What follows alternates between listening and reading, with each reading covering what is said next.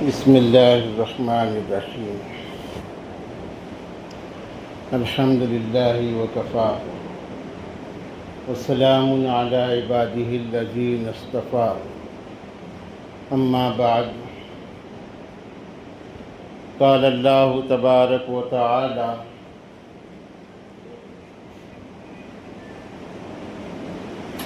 قد أفلح من زكاها وقد خاب من دساها. كذبت ثمود بطغواها إذ انبعث أشقاها فقال لهم رسول الله ناقة الله وسقياها فكذبوه فعقروها فدمدم عليهم ربهم بذنبهم فسواها ولا يخاف عقباها. صدق الله العلي العظيم. وقال النبي صلى الله عليه وسلم: من قال لا إله إلا الله مستيقنا بها قلبه دخل الجنة اور کما قال علیہ الصلاۃ والسلام. محترم بزرگوں، عزیز دوستو،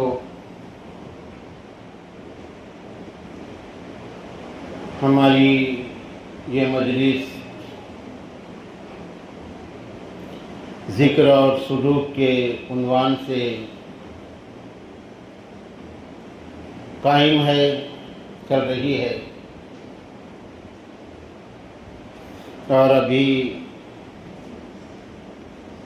آپ مولوی شریف صاحب سے ذکر کے عنوان پر کچھ قیمتی باتیں سماعت کر رہے تھے.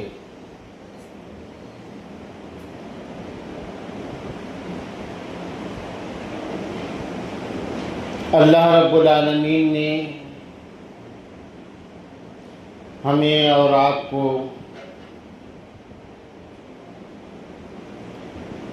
صراط مستقیم کی دولت سے نوازا ہے، جس کو دین اسلام کہتے ہیں. ان الدین عند اللہ الاسلام. اللہ کے نزدیک پسندیدہ دین اسلام ہے. اللہ تعالیٰ نے ہم کو یہ دین قبول کرنے کی توفیق نصیب فرمائی.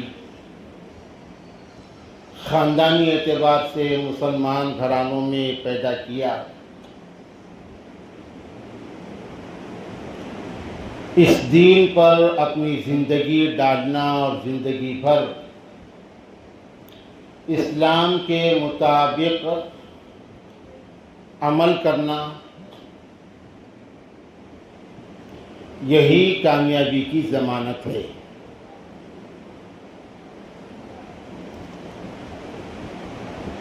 اور اسلام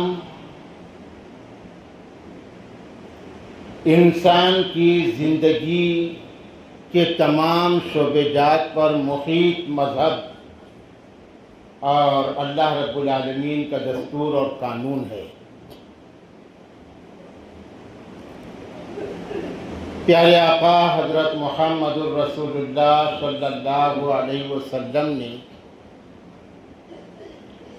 اپنے صحابہ کو اسلام پر کھڑا کیا، اس کی محنت کی.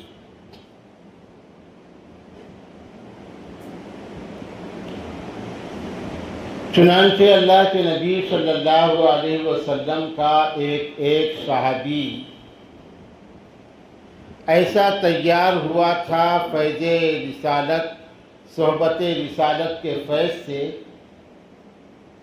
کہ ہمارے اکابرین کہتے ہیں کہ آج اگر دنیا میں اللہ کے نبی کا ایک صحابی ہوتا تو پوری دنیا کی ہدایت کے لیے وہ کافی ہوتا. اللہ کے نبی نے ایسا کھڑا کیا تھا.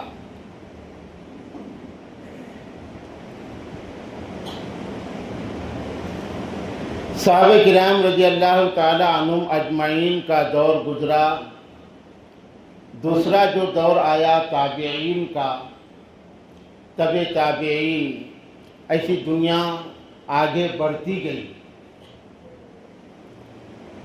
پھر تبع تابعین کے بعد ایک ایسا زمانہ آیا، دور آیا کہ اسلام کے تعلیمات کے شعبے بنانا پڑے۔ ایک آدمی تمام تعلیمات پر انسانوں کو کھڑا کرنے سے رہا، چونکہ آبادی بڑھی دنیا کی،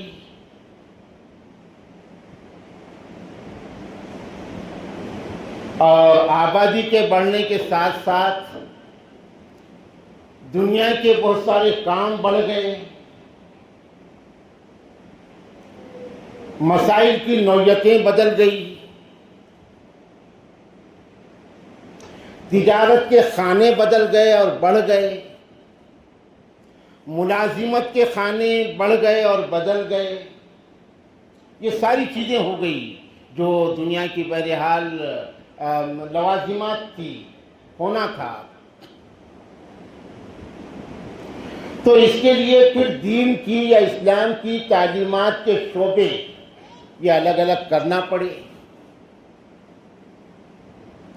جیسے حکیم الاسلام حضرت قاری محمد طیب صاحب رحمۃ اللہ علیہ نے تبلیغی نصاب کے شروع میں حضرت کا مقدمہ تھا، ابھی فضائل اعمال کے شروع میں نہیں ہے، شاید ہے کیا؟ نہیں ہے۔ اس وقت کے لوگ بیوقوف تھے، ان کو ضرورت تھی، اب ہوشیار لوگ ہیں، ان کو بزرگوں کے تعلیمات کی کیا ضرورت ہے نا؟ اب تو فضائل اعمال کی بھی ضرورت نہیں رہی، اس سے آگے بڑھ گئے ہم۔ جس کتاب کی برکت سے اللہ تبارک و تعالیٰ نے پہاڑ کے دامن میں اگر ایک گھر مسلمان کا تھا تو وہاں تک دین اور دین کی تعلیم کو پہنچایا، آج وہ کتاب معاذ اللہ ناکارہ ہو گئی۔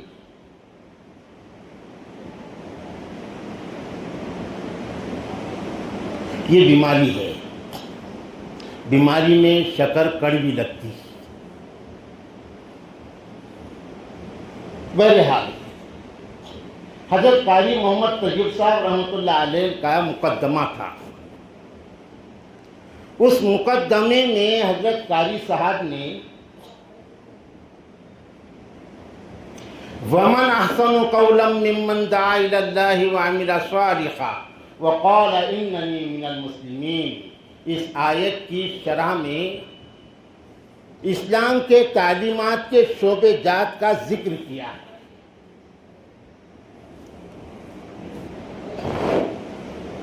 اور یہ بتانے کی کوشش کی کہ دعوت اور تبلیغ کا جو ایک کام ہم کو اللہ کی طرف سے ملا ہے، عام مسلمانوں میں بنیادی دینی بیداری پیدا کرنے کا، ہمارے اکابر علماء کرام کی مجاہدات اور ان کی ریاضتوں کی برکت سے وہ مکمل دین نہیں ہے، وہ دین کا ایک حصہ ہے۔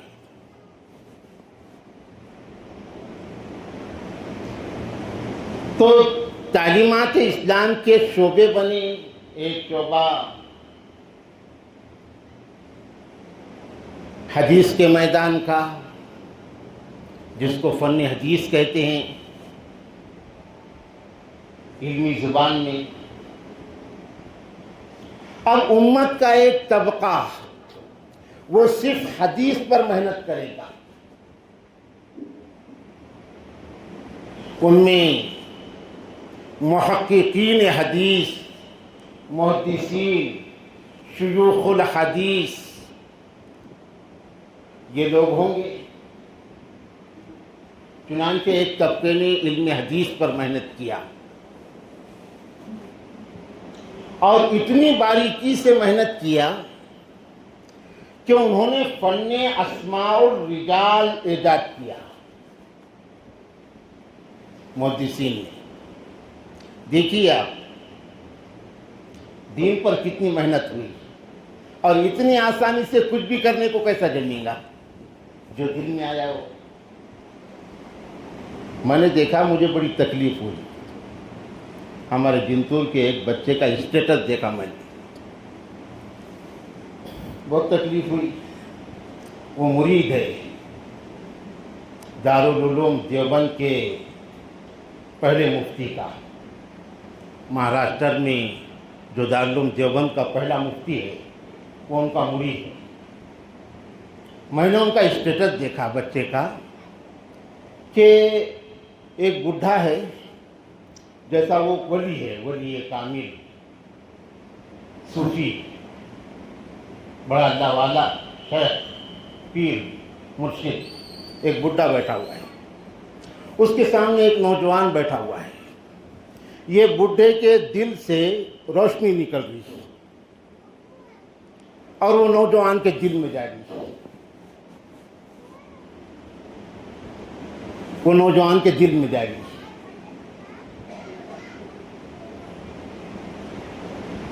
یہ تماشا ہے, یہ تماشا ہے. جیسا ایک بات ہے نا, تصوف کی ایک اصطلاح ہے, وہ اصطلاح اپنی جگہ 100% سچی, مگر وضو کے فرائض جنہوں نے نہیں سمجھے وہ تصوف کی اصطلاح آسانی سے کیسا سمجھیں گے؟ کہ شیخ کے دل سے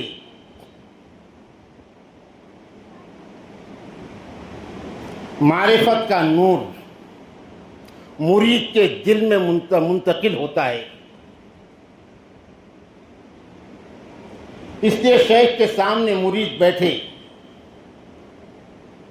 اور دونوں تصور کریں تو یہ نور منتقل ہوگا. یہ ہمارے لیے شیخ چلی کا خواب ہے, یہ سچائی ہے تصوف کے تعلیمات کی, مگر ہمارے لیے یہ شیخ چلی کا خواب ہے.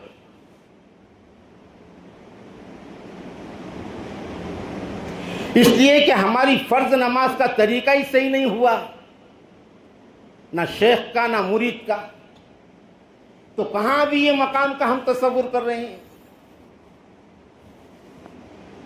یہ سچائی تھی معین الدین چشتی کے لیے, یہ سچائی تھی بایزید بستامی کے لیے, یہ سچائی تھی شہاب الدین سہروردی کے لیے, یہ سچائی تھی بہاؤالدین نقشبندی کے لیے. آگے اگر چلیں تو یہ سچائی تھی عبدالرشید گنگوہی کے لیے, مولانا رشید احمد گنگوہی کے لیے, مولانا اشرف علی تھانوی کے لیے, مولانا الیاس کے لیے, قاری محمد طیب صاحب کے لیے, شیخ الاسلام حضرت مولانا سید حسین احمد مدنی کے لیے. اور اگر آگے بڑھوں, اس سے آگے نہیں بڑھوں گا, تو یہ سچائی تھی حضرت مولانا شاہ ابرار الحق رحمۃ اللہ علیہ کے لیے, حضرت مولانا شاہ وسیع اللہ کے لیے, حضرت مولانا شاہ محمد عبد الغفور رحمہ اللہ کے لیے. یہ سچائیاں تھی, مگر ہمارے لیے یہ شیخ چلی کا خواب ہے. اس لیے کہ ہم ابھی بہت دور ہیں, بہت دور ہیں. اگر ہم اپنے نمازوں کی سچائی تک پہنچے تو اللہ کے گھر کے منبر سے کہہ رہا ہوں, خدا کی قسم آج کے ہم ولی بنیں گے, ہم آج کے ولی بنیں گے. ہمارے لیے ضرورت نہیں ہے کہ ہمارا دل جاری ہو جائے, ہمارے لیے ضرورت نہیں ہے کہ ہم اچھے اچھے خواب دیکھنے لگ جائیں,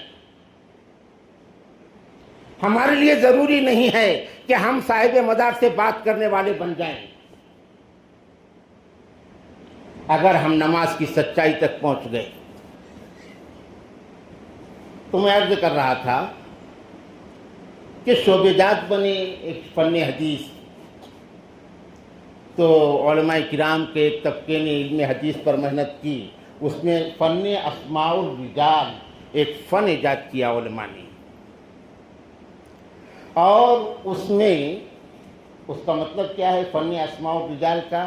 حدیث کے جو راوی ہوتے ہیں، جو روایت کرنے والے، کہ مثال کے طور پر میں نے ہمارے شیخ مولانا محمد حنیف ملی سے پڑھا، انہوں نے ان کے شیخ حضرت مولانا فخر الدین رحمہ اللہ سے پڑھا، انہوں نے ان کے شیخ حضرت مولانا حسین احمد مدنی سے پڑھا، انہوں نے ان کے شیخ حضرت شیخ الہند مولانا محمود الحسن دیوبندی سے پڑھا، انہوں نے ان کے شیخ مولانا قاسم نانوتوی سے پڑھا، انہوں نے ان کے شیخ مولانا مملوک علی سے پڑھا۔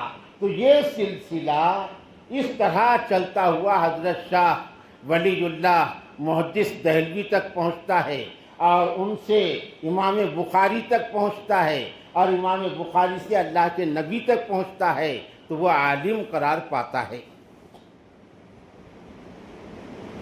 تو یہ جو راویان ہیں، امام بخاری سے لے کے اللہ کے نبی تک، امام مسلم سے لے کے اللہ کے نبی تک، یہ جو راوی ہیں درمیان کے 8، 10، 5، 6 جو بھی ہیں، تو ایک ایک راوی کی پیدا ہونے سے لے کر، بلکہ ان کے خاندان سے، پیدا ہونے کے پہلے سے لے کر ان کی وفات تک پوری حیات ان کی سوانح کو جمع کیا، انہوں نے سوانح کو جمع کیا، اور دیکھا کہ ان کی پوری زندگی پیدا ہونے سے لے کر مرنے تک انہوں نے زندگی میں کبھی جھوٹ بولا کیا؟ زندگی میں انہوں نے کبھی کسی کی غیبت کی ہے کیا؟ زندگی میں انہوں نے کبھی کسی کی چغلی کی ہے کیا؟ غیبت اور چغلی کس کو بولتے ہیں؟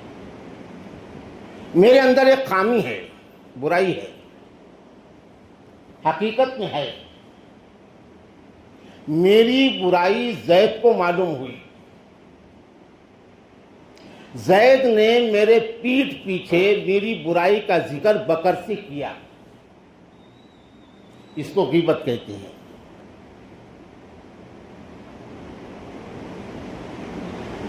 اس کو غیبت کہتے ہیں، اور یہ حرام ہے۔ اگر کوئی راوی سے غیبت کرنا ثابت ہو گیا، اس کی حدیث کو وہ نہیں لیتے تھے کہ یہ جھوٹا راوی ہے، ہو سکتا ہے علم حدیث کو بھی کہیں جھوٹ بولا ہوگا، اس کو رد کر دیتے تھے۔ اتنی باریکی سے محنت کی انہوں نے، مطلب یہ کہ علماء کرام کے اس طبقے نے اپنے میدان میں پوری دیانتداری سے کام کیا۔ تو ہم کو حضور پاک صلی اللہ علیہ وسلم کے ارشادات گرامی، احادیث اور یہ پورا ذخیرہ ہم کو آج ملا، یہ محدثین کی قربانیوں کا صدقہ ہے۔ بخاری، مسلم، ترمذی، ابو داؤد، ابن ماجہ،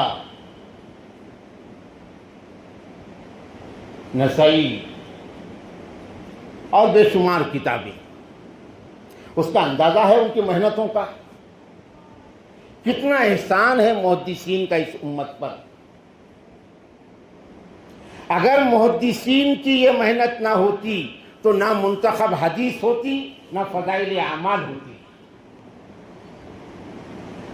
اور نہ کوئی کتاب وجود میں آتی۔ تو ایک میدان فن حدیث، یہ مستقل میدان ہے۔ اگر کوئی محدث اپنے تئیں یہ سمجھ کے بیٹھے کہ میں ہی کامل ہوں، تو غلط ہو جائے گا۔ وہ دین کا ایک شعبہ لے کے چل رہے ہیں، بہت بڑا کام، لیکن دین کا ایک شعبہ ہے۔ آج تک اتنا بڑا کام کرنے کے باوجود کسی محدث نے یہ دعویٰ نہیں کیا کہ سب سے بڑا کام ہم کر رہے ہیں۔ پوری تاریخ میں کسی محدث کا یہ دعویٰ نہیں ملتا کہ سب سے اونچا کام یہ ہے۔ اتنا بڑا کام، اور اتنے بڑے لوگ وہ۔ ایک طبقہ بنا فن تفسیر علماء کا،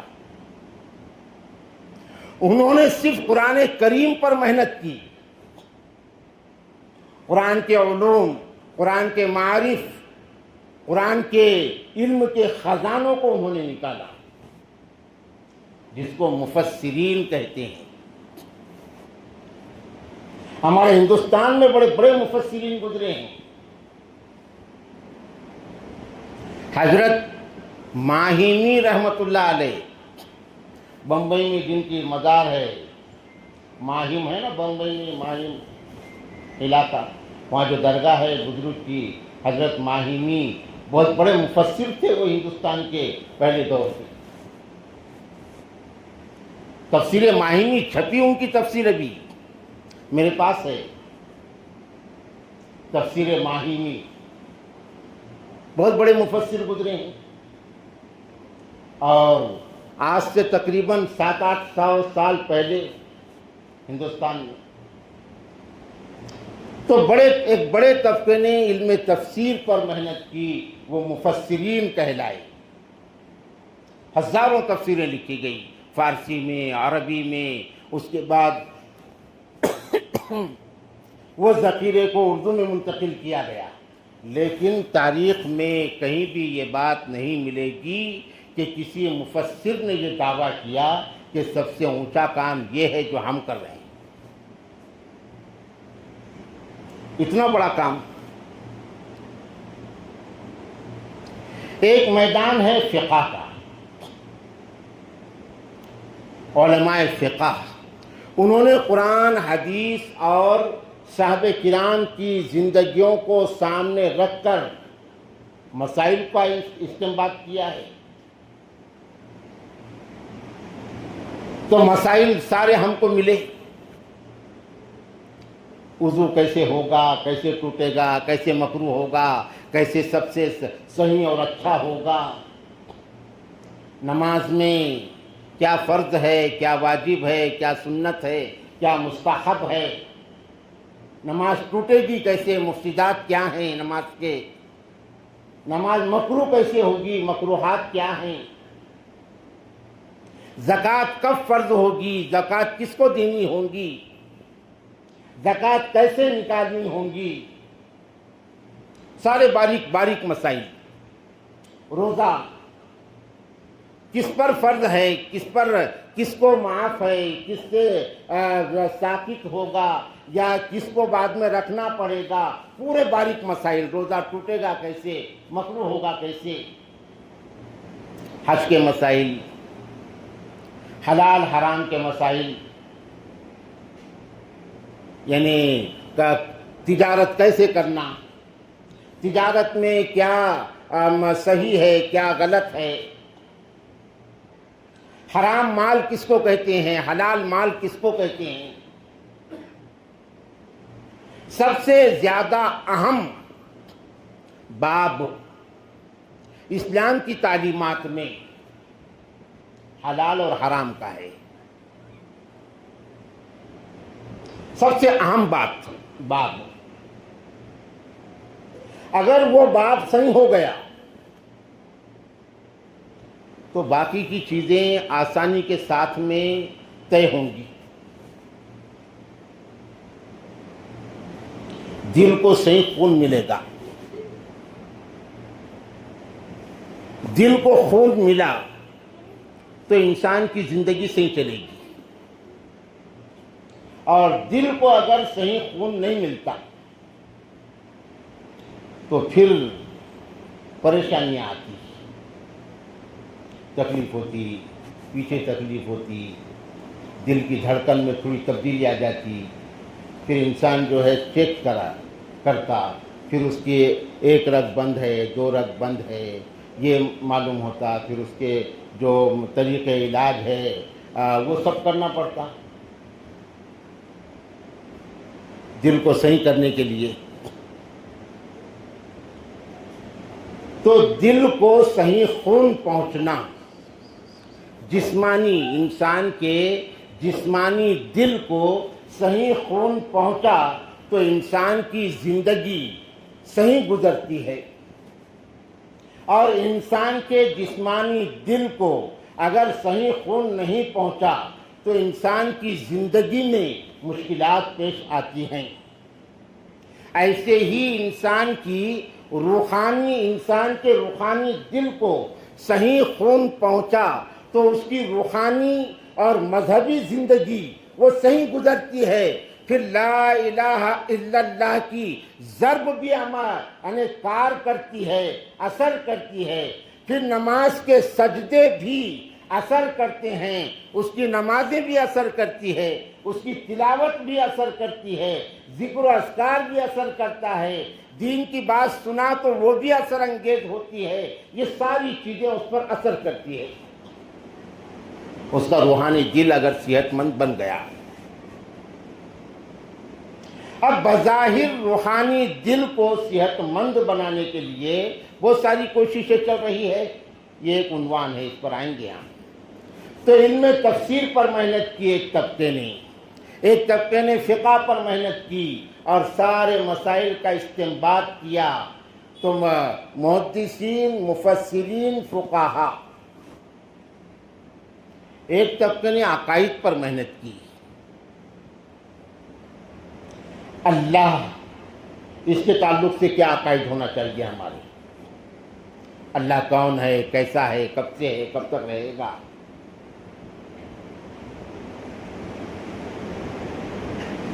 ساری چیزیں، تفصیلات، انبیاء علیہ السلام سے متعلق عقائد ہمارے کیسے ہونا چاہیے، فرشتوں سے متعلق، اور حشر ہے، قبر ہے، قیامت ہے، یہ ساری چیزیں ہیں۔ تو انہوں نے عقائد پر محنت کی اور پورے عقائد کا باب انہوں نے مرتب کیا قرآن اور حدیث کی روشنی میں۔ یہ ساری چیزیں، یہ سارے یعنی ہمارے بزرگوں اور علماء کرام کی محنتیں، یہ ساری چیزوں پر عمل ہو اور یہ سب ایک مسلمان کی زندگی میں آئے، اس لیے کہ اسلامی زندگی بنانے کے لیے اس کو علم حدیث کی ضرورت ہے، علم تفسیر کی ضرورت ہے، فقہ کی ضرورت ہے، عقائد کی ضرورت ہے۔ اب یہ ساری چیزوں پر عمل ہو اور یہ سب اس کی زندگی میں آئے تو وہ کامل مسلمان بنے گا۔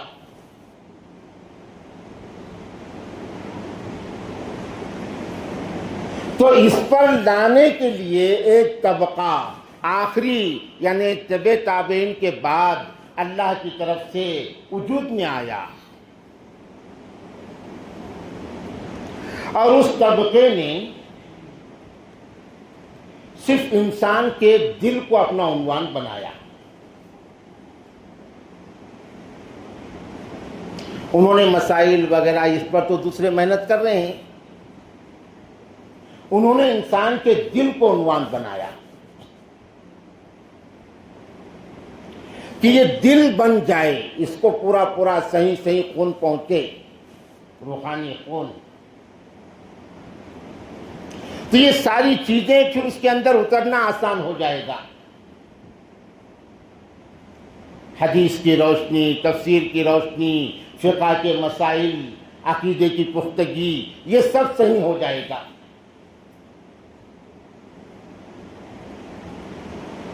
چنانچہ یہ طبقہ صوفیہ کرام کا، اہل اللہ، صوفیہ کرام، اولیاء اللہ جن کو ہم کہتے ہیں، اب یہ طبقہ ڈالے گا حدیث پر، تفسیر پر، فقہ پر اور عقائد کی پختگی پر۔ اس طرف یہ فقہ، یہ طبقہ ڈالے گا اس کے دل پر محنت کر کے، پہلے اس کے دل کو دل کا تزکیہ کرنے کی کوشش کرے گا۔ تو دل کا تزکیہ کیسے ہوگا وہ اللہ کے نبی نے بتایا، وہ قرآن کریم نے بتایا۔ دل کا تزکیہ اللہ کے دھیان سے ہوگا۔ ذکر کہتے ہیں اللہ کا دھیان، اس سے انسانوں کے دل کا تزکیہ ہوگا۔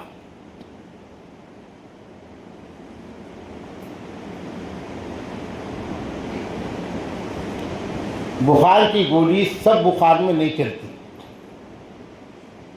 بسا اوقات ریئیکشن آ جاتا،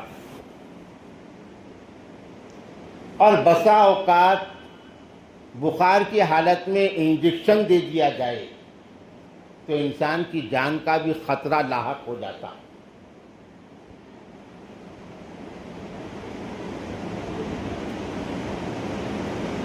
ماہر ڈاکٹر کی اس لیے ضرورت پڑتی ہے، اس لیے آج عام لوگ بھی سمجھ گئے کہ میڈیکل سے گولی لا کے کھانا یہ خطرے سے خالی نہیں ہے۔ پیٹ میں درد ہو رہا ہے تو کئی وجوہات رہتی، پیٹ درد کی گولی بول کے لا لیے کھا لیے تو زیادہ نقصان ہو جاتا، بخار کی بھی کئی وجوہات رہتی۔ اس لیے ماہر ڈاکٹروں سے رجوع ہونے کا مشورہ دیا جا رہا ہے اور ہر ایک کو سمجھ رہا ہے۔ آج عام آدمی بھی آنکھ دکھنے لگی تو کان کے ڈاکٹر کے پاس نہیں جاتا، عام آدمی بھی وہ آنکھ کے ہی ڈاکٹر کو بتاتا ہے۔ دانت اگر تکلیف دے رہے ہیں تو وہ آنکھوں کے ڈاکٹر کو نہیں بتاتا، وہ کان کے ہی دانتوں کے ہی ڈاکٹر کے پاس جاتا ہے، تحقیق کرتا ہے انسان۔ آج عام جو MBBS ڈاکٹر ہے اس کے پاس بہت کم لوگ کان، ناک، دانت اور آنکھ یہ چیزوں کے لیے جاتے ہیں، یہ اسپیشلسٹ تلاش کرتے ہیں۔ اسپیشل کون ہے؟ انسان کو اپنے جان اور اپنے جسمانی نظام کے صحیح کرنے کی اتنی فکر ہے اور ہو گئی آج، اور اس پر انسان خرچ بھی کر رہا ہے اور کرنا بھی چاہیے، وہ بھی دین کا حصہ ہے کہ اگر کسی آدمی کی آنکھ دکھ رہی ہے تو اس کو ڈاکٹر کو بتا کے آنکھ میں ڈالنے کی دوا گولی لینا یہ دین کا حصہ ہے۔ اگر وہ یہ کہے گا کہ نہیں اللہ کی ذات اچھی کرنے والی ہے، وہ دیندار نہیں، وہ جاہل ہے۔ وہ اپنے آپ کو دیندار سمجھے گا کہ میرا یقین ہے اللہ کی ذات پر، اللہ اچھے کرنے والے ہیں، نہیں، وہ اللہ کے نبی کی سنت کو بھی چھوڑ رہا ہے اور اللہ کے حکم کو بھی توڑ رہا ہے، وہ جاہل ہے، وہ دیندار نہیں ہے۔ یہ دین یہ ہے کہ اگر آپ کو کوئی تکلیف ہے تو وہ تکلیف کے ماہر سے رجوع ہو جاؤ، بتاؤ اور اس کا علاج کرو، یہ دین ہے۔ پوری سیرت ہم پڑھیں اللہ کے نبی کی۔ کہنے کا مطلب کہ انسان جسمانی معاملے میں اتنا فکر مند ہوتا ہے، ہونا چاہیے، لیکن اس سے زیادہ فکر مند انسان کو اپنے روحانی زندگی سے متعلق ہونا چاہیے، مذہبی زندگی سے متعلق ہونا چاہیے، دینی زندگی کے بارے میں اس سے زیادہ فکر مند ہونا چاہیے، اور اس کے لیے اپنی دینی زندگی بنانے کے واسطے اس کو صحیح طبیب، صحیح حکیم اور آج کی زبان میں صحیح ڈاکٹر اس کو چننا چاہیے، تلاش کرنا چاہیے۔ اس لیے پوری تصوف کی کتابوں میں طلب شیخ ایک باب آتا ہے، طلب شیخ، شیخ کو ڈھونڈنا، تلاش کرنا۔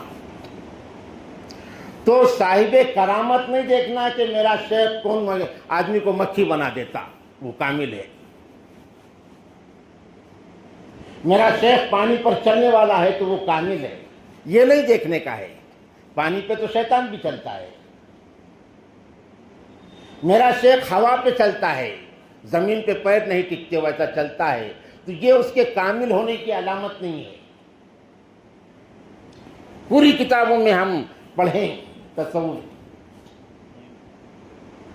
شیخ میرا قبر والوں سے بات کرتا ہے، صاحب قبر سے، یہ اس کے کامل ہونے کی علامت نہیں ہے۔ یہ سب دھوکہ ہے، فراڈ ہے، دین کے تعلیمات کی روشنی ہے۔ شیخ اگر تم کو تمہاری کامل نماز سننے اور تم کو نماز اور تم کو دین کے دیگر احکام، تمہاری زندگی حلال حرام سے واقف ہے نہیں ہے، یہ معلوم کیے بغیر اپنے مرید کے بارے میں شیخ اگر اس کو کسی قبر پر بیٹھ کر مراقبہ سکھا رہا ہے تو 1000 مرتبہ اللہ کی قسم وہ فراڈ ہے، یہ دھوکہ ہے، یہ مرید کے ساتھ بھی دھوکہ ہے اور وہ شیخ بھی دھوکے باز ہے۔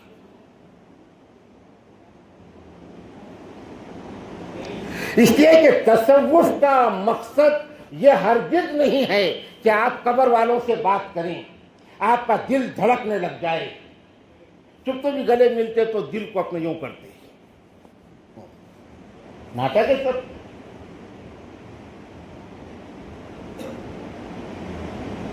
تو تصوف کا عنوان ہے دل۔ قرآن کریم نے کہا قد افلح من زکاہا، پڑھے نہیں کہ ہم نے؟ ایک سیب کھانے میں آ گیا تھا، کتنا بے چین ہو گئے تھے، کتنا بے چین ہو گئے تھے، جب تک وہ مالی کے پاس نہیں گئے، باغ والے کے پاس، اور اس کے ساری شرائط قبول کرے، بغیر تنخواہ کے اس کے پاس نوکری کرے، کتنے دن مزدوری کیے، اس کے بعد اس نے آزمائے، انہوں نے، جو مالی تھے وہ عام آدمی نہیں تھے، بہت بڑے اللہ والے تھے، انہوں نے آزمائے، آزمانے کے بعد وہ سمجھ گئے کہ یہ بندہ تو میرے کام کا ہے۔ پہلے شیخ بھی مرید تلاش کرتے تھے، پہلے شیخ بھی مرید تلاش کرتے تھے، آج کے شیخ مرید نے جھاڑ پہ بٹھا کے بیٹھ جاتے ہو، لیکن پہلے شیخ بھی مرید تلاش کرتے تھے، تو انہوں نے آزمایا ان کو، بعد میں سمجھ گئے یہ بندہ میرے کام کا ہے، اپنی بیٹی نکاح میں دے دی، پوری تفصیلات اپنی جگہ ہے۔ کون تھے وہ؟ حضرت پیران پیر، محبوب سبحانی،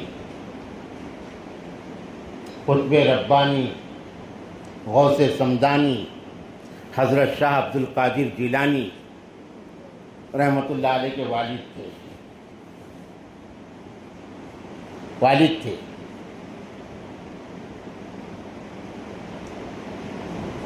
اے طائر لاہوتی، اس رزق سے موت اچھی، اتنے آسانی سے کلمے کی رٹ لگانے سے دل کیسے بنے گا، جبکہ دل تک پہنچنے کی شریانیں، روحانی دل تک پہنچنے کی شریانیں وہ بند ہیں۔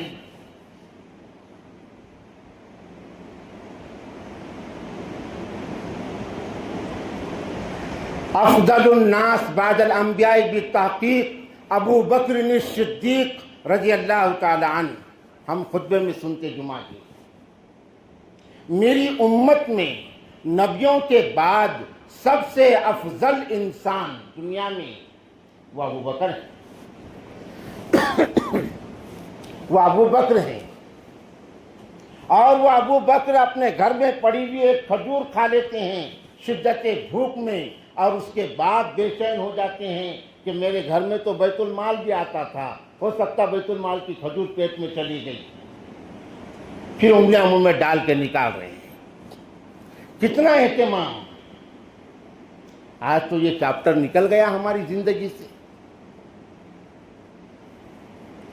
آج اگر ہم مسائل دیکھتے ہیں اور پوچھتے ہیں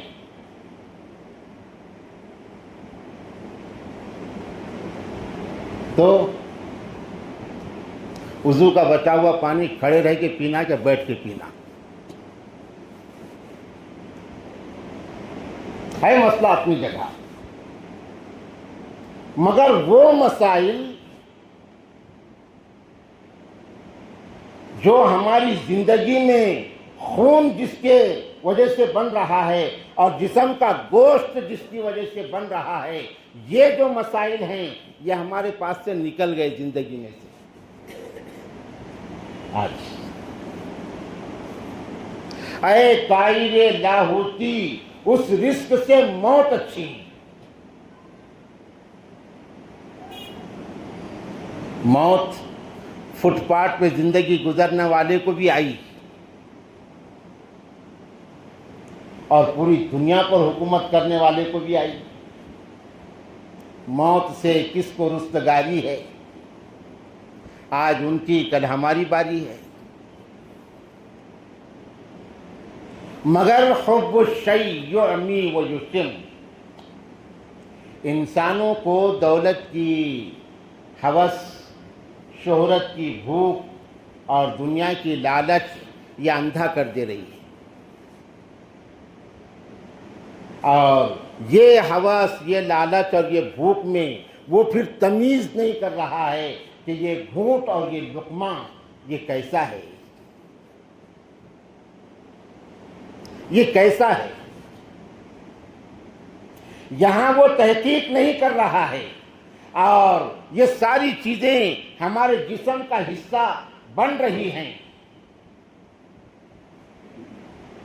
پھر ہم دوسری کتنی بھی چیزیں کیے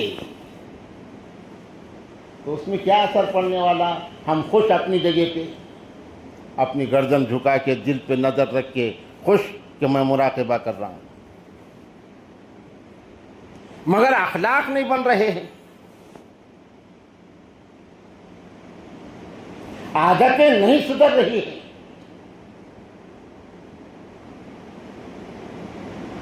اللہ رب العالمین نے تزکیے کے بعد جو واقعے کا ذکر کیے کہ قد افلح من زکاہا وقد خاب من دساہا، جس نے دل کا تزکیہ کر دیا وہ کامیاب ہے، اور جس نے دل کا تزکیہ نہیں کیا، اپنے دل کو خراب کر دیا، وہ ناکام ہے، برباد ہو گیا۔ وہ خوابہ کا لفظ ہے۔ تزکیہ کرنے سے انسان کے اندر کیا چیز آئے گی اور نہیں کرنے سے کیا چیز ہوگی، وہ واقعہ آگے ذکر کیا۔ قد خاب من دساہا کذبت ثمود بتقواہا، قوم ثمود نے حضرت صالح علیہ السلام کی تعلیمات کا اپنی سرکشی کی وجہ سے انکار کر دیا۔ معلوم یہ ہوا کہ دل کا تزکیہ نہیں ہوگا تو انسانوں کے اندر سرکشی آئے گی۔ سرکشی تو ہمارے اندر ہے، جھوٹ بولنے سے ہم کب کانپے؟ اگر جھوٹ بولنے سے ہم نہیں کانپے تو اسی کا نام سرکشی ہے۔ کسی کا دل دکھانے سے اگر ہم کو ڈر نہیں لگا تو اسی کا نام سرکشی ہے کہ تم سن رہے ہیں اسلام کی تعلیمات اور تم کو ڈر نہیں لگ رہا ہے۔ رشتہ داروں کے حقوق ادا کرنے سے ہم غافل ہیں، اسی کا نام سرکشی ہے۔ غیبت، چغلی، بہتان یہ ہمارے اندر سے نہیں نکل رہا ہے، اسی کا نام سرکشی ہے۔ بتقواہا اذ انبعث اشقاہا فقال لهم رسول اللہ ناقۃ اللہ، جانوروں کے حقوق سے واقف ہو جانا یہ تزکیے کے بعد کے اخلاق ہے۔ جس کے دل کا تزکیہ ہو گیا وہ جانوروں کے بھی ساتھ انصاف کرنے لگ جاتا ہے۔ انسانوں کی بات تو ہے ہی، یہ اخلاق ہے، ولی کی صفات ہیں، اللہ والے کی صفات ہیں کہ اللہ کے مخلوق سے ہمدردی اور محبت اس کے دل کے اندر پیدا ہو جانا۔ حضرت صالح علیہ السلام کو اللہ نے معجزہ دیا تھا ایک اونٹنی کا، قوم کی آزمائش کے لیے، اور وہ لوگوں نے صالح علیہ السلام کی باتوں کا انکار کیا، اور جو اونٹنی تھی صالح علیہ السلام کو بطور معجزہ دی ہوئی، آزمائش کے لیے وہ اونٹنی پر ظلم کیا، اللہ نے پوری قوم کو غارت کر دیا، ان کے اوپر عذاب نازل ہوا اس قوم کے اوپر۔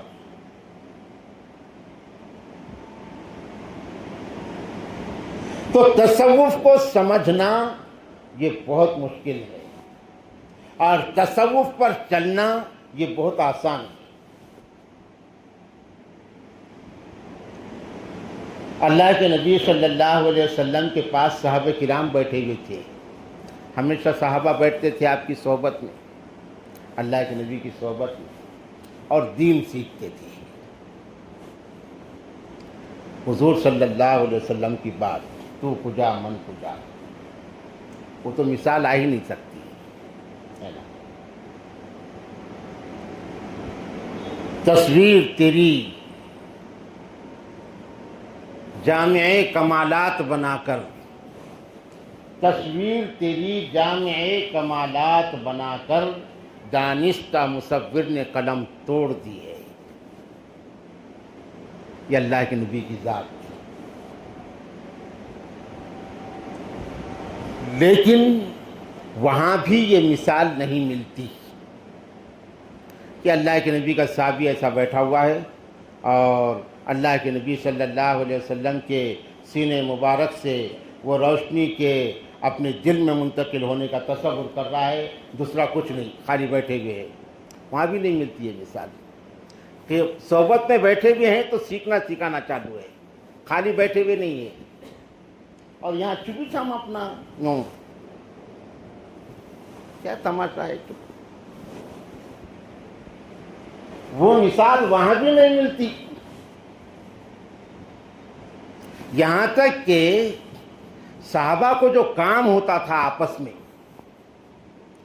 تو ایک صحابی دو صحابی مل کر طے کرتے تھے کہ آج تم صحبت میں جانا، اور جو باتیں اللہ کے نبی کے درس میں ہوئی تم نے مجھے بتا دینا، میں ایک دن میرے کام کو جاؤں گا۔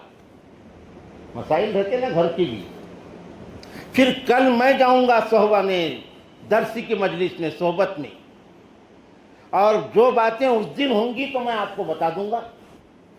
اتنی تڑپ تھی صحبت میں آنے کی، دین سیکھنے کے لیے، شیخ قلی کے خواب دیکھنے کے لیے نہیں، نور منتقل ہو رہا، کیا ہو رہا، دین سیکھنے کے لیے۔ تو صحابہ کرام اللہ کے نبی کے پاس بیٹھے ہوئے تھے، حضور صلی اللہ علیہ وسلم کے پاس،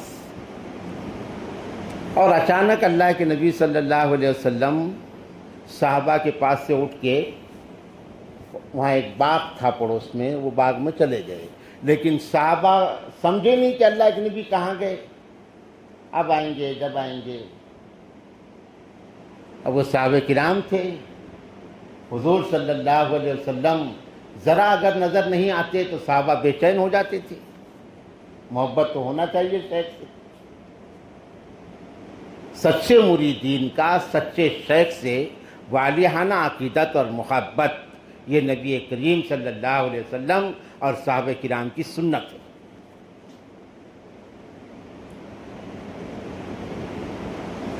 اللہ کرے میری باتیں میں بھی سمجھوں، آپ بھی سمجھو۔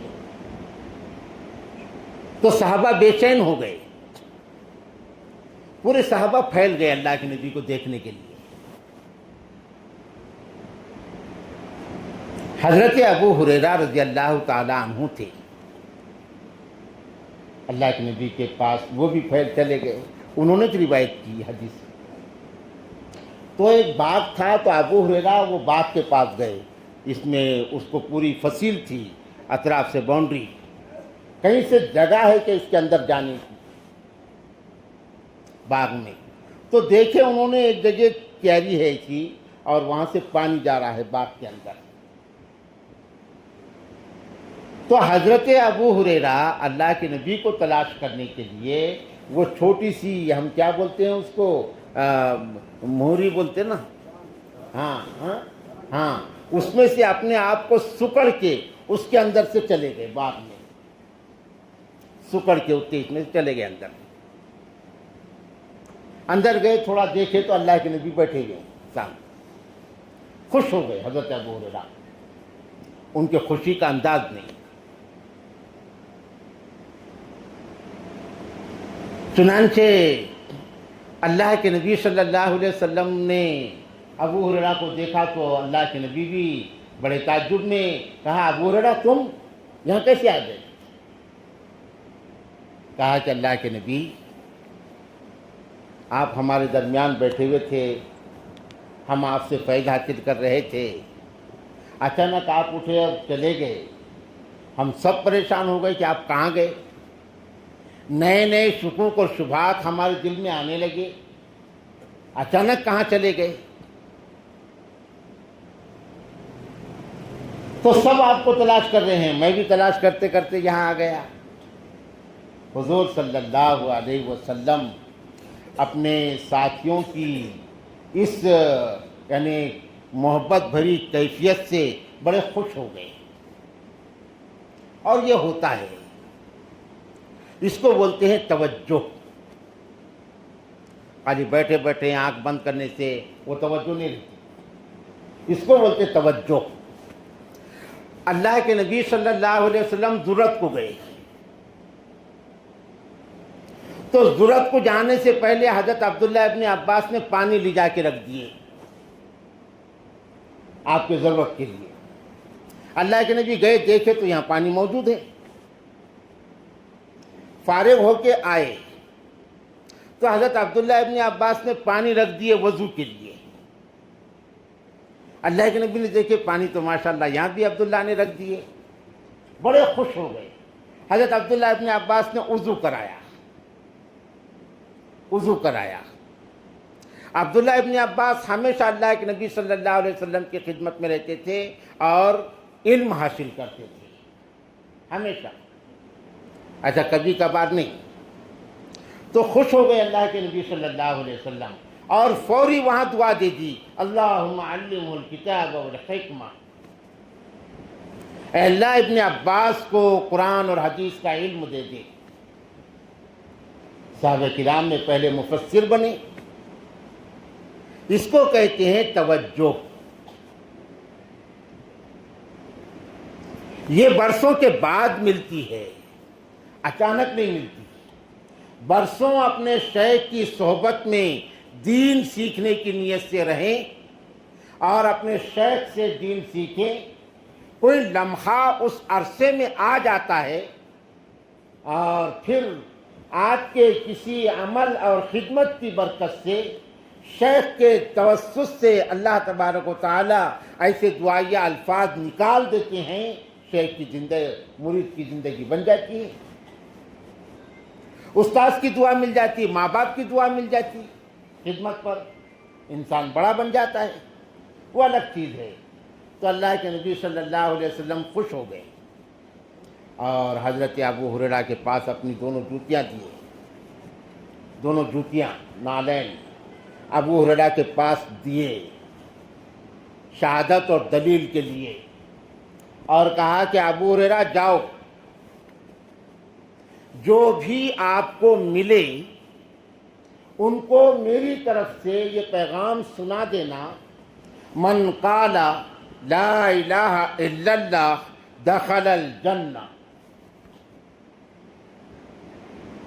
جس نے لا الہ الا اللہ کہا وہ جنتی ہے۔ خوشی میں کہہ دیا، اللہ کے نبی کی بات 100% سچی، اس میں رتی برابر یعنی شک کی گنجائش نہیں۔ سب سے پہلے حضرت ابو ہریرہ کو حضرت عمر ملے، نکلے وہاں سے حضرت عمر ملے، حضرت ابو ہریرہ کے ہاتھوں میں 2 جوتیاں، اور بہت ایک مستی اور خوشی میں جا رہے تھے حضرت ابو ہریرہ، جس کو وجد کہیں گے، وجدانی کیفیت میں، وجدانی کیفیت میں، خوشی میں۔ تو حضرت عمر دیکھے کیا بات ہے، کہا کہ ابو ہریرہ ادھر آؤ، آئے، کہا کہ کیا بات ہے، تمہاری خوشی کا عالم میں جو دیکھ رہا ہوں یعنی بڑا عجیب ہے۔ کہا کہ ہاں، میں ابھی اللہ کے نبی کے پاس سے آیا ہوں، اللہ کے نبی نے مجھے بھیجا ہے، اور یہ جوتیاں میرے پاس دی ہے دلیل کے طور پر۔ اللہ کے نبی نے کہا ہے کہ جو آپ کو ملے اس کو پیغام سنا دینا۔ من قال لا الہ الا اللہ دخل الجنہ، جس نے لا الہ الا اللہ کہا وہ جنتی ہے۔ جیسا ہی حضرت عمر نے سنے، زور سے تماچا مار دیا ابو ہریرہ کو، زور سے مار دیے، چکر آ کے ابو ہریرہ گر گئے نیچے۔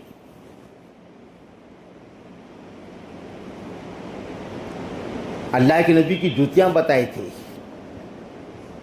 شہادت اور دلیل کے طور پر، اللہ کے نبی کا پیغام سنائے، لیکن حضرت عمر نے جیسا ہی سنا پہلے وہی ملے، زور سے تماچا مار دیے۔ حضرت ابو ہریرہ حضرت عمر کا ہاتھ جلا ہے نا، چکر آ گئی، نیچے گر گئے، ہوش آیا تھوڑی دیر کے بعد تو ہچکی لے کے رونے لگے، اور ہچکیاں بن گئی، روتے روتے اللہ کے نبی کے صلی اللہ علیہ وسلم کے پاس آئے، اور اللہ کے نبی صلی اللہ علیہ وسلم دیکھے کیا ہوا ابو ہریرہ، تو کہا اللہ کے نبی سنانے لگے، سنا رہے تھے کہ اتنے میں حضرت عمر پیچھے جا گئے، پیچھے حضرت عمر بھی آ گئے، تو اللہ کے نبی سے سنایا کہ اللہ کے نبی میں آپ کے پاس آیا، آپ نے مجھے یہ جوتیاں دی اور مجھے کہا کہ من قال لا الہ الا اللہ دخل الجنہ، جو تم کو ملے اس سے یہ کہہ دینا۔ مجھے اتفاق سے سب سے پہلے حضرت عمر ملے، یہ ملے تو میں نے ان کو آپ کا پیغام سنا دیا۔ عمر نے مجھے زور سے تماچا رسید کیا، مجھے چکر آ گئے، میں گر گیا، رونے لگے۔ اور اللہ کے نبی صلی اللہ علیہ وسلم نے حضرت عمر کو دیکھا۔ صحابہ کی زندگیاں ہمارے لیے درس اور نمونہ ہے نا، ہر چیز اس میں تلاش کرنا پڑیں گے موتی۔ اللہ کے نبی نے دیکھا حضرت عمر کو، کہا کہ عمر کیا بات ہے؟ حضرت عمر رضی اللہ تعالیٰ عنہ نے کہا اللہ کے نبی گستاخی معاف ہو، گستاخی معاف ہو، آپ کے ارشاد مبارک سے متعلق مجھے رتی برابر کوئی شک نہیں ہے، کوئی شک نہیں ہے، لیکن اللہ کے نبی لوگ عمل کر رہے ہیں، کرنے دیجیے، کرنے دیجیے۔ یہ بات جب لوگوں میں آ جائے گی تو سب لوگ اس کی باریکیوں کو نہیں سمجھ پائیں گے، اور بہت سارے لوگ عمل چھوڑ دیں گے، تکیہ لگا کے بیٹھ جائیں گے کہ ہم نے تو ایمان لا لیا، ہم تو جنتی ہے، اللہ کے نبی نے کہا۔ تو گویا لوگوں کے اندر دین کے نام پر بے دینی پیدا ہو جائے گی۔ اس لیے عمر کی یہ رائے ہے خلوہم یعملون، لوگوں کو عمل کرنے کے لیے چھوڑ دیا جائے۔ اللہ کے نبی صلی اللہ علیہ وسلم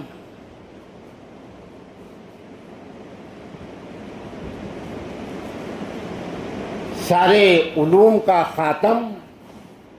خاتم الانبیاء، تو خاتم العلوم بات مان لی، کہا کہ ٹھیک چھوڑ دو۔ پھر حضرت ابو ہریرہ کو روک دیا۔ اس سے ہم کو بنیادی بات تو ہم یہ لینا چاہتے ہیں کہ صحابہ کے دور میں بعض اہم اور بنیادی چیزوں کو عام لوگ نہیں سمجھیں گے، یہ خدشہ ذمہ دار صحابہ کو تھا۔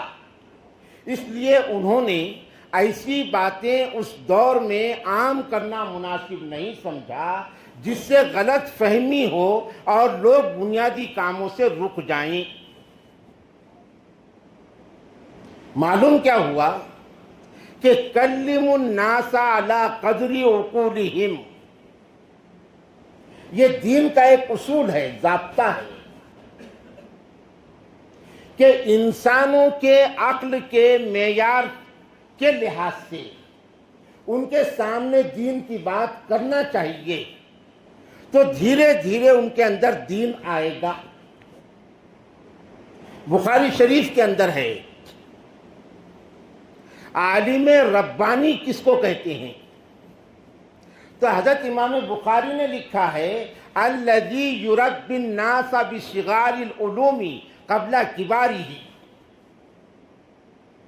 عالم ربانی اس کو کہتے ہیں جو علم کی بنیادی اور چھوٹی چھوٹی باتوں سے پہلے اپنے شاگردوں کی، مریدوں کی تربیت کرے اور درجہ بدرجہ پھر ان کو بڑی باتیں بتائے۔